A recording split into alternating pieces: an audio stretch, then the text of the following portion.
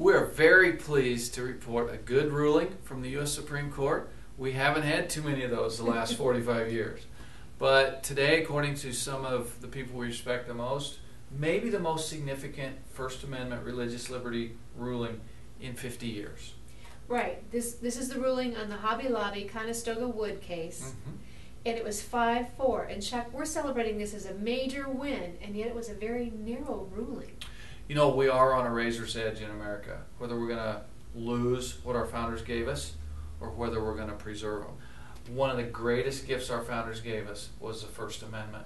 They said that we Americans don't lose our religious liberties to the government. And the 5-member majority agreed with that today. Praise God. The dangerous part of that is that 4 people are sitting on the bench of the U.S. Supreme Court, and they apparently don't understand the First Amendment. Their deeply held religious convictions are protected. What has caused us to be that beacon on a hill around the world is this close to jeopardy. But we do celebrate the win today. We do. And so what does this mean for businesses, for families? What does this mean? Well, unless and until this ruling gets overturned, it means that you don't shed your religious liberties at the business door. In other words, you can have a family business, you can incorporate and still maintain your religious liberty. It's a fabulous ruling for families, for small businesses that really believe in God, and in this case believe that abortion is evil. Well, and I have to wonder too, if it's good enough for a small business, a closely related family business, why, if corporations have rights as well, why not for them too? Well, they reserved that decision for a later time. The shareholders of a publicly held corporation could vote to have a belief about abortion the same as Hobby Lobby and Conestoga Woods had. So that could still happen. And I think this 5-member majority would say, yeah, a corporation, regardless of size, can have religious views.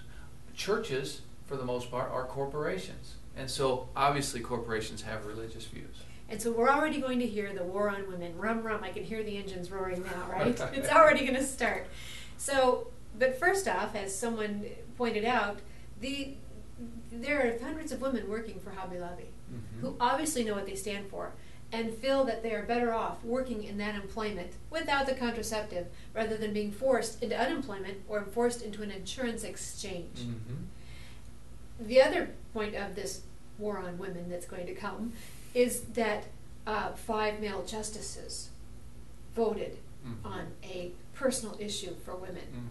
How would you respond? Well, I think being a male and all.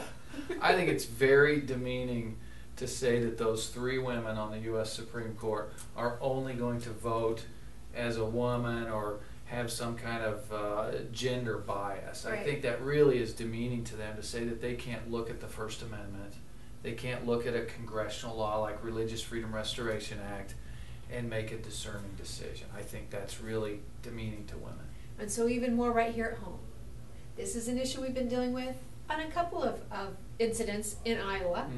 We have a lovely couple who has bought a church that was going to be condemned. It was a gorgeous architectural structure.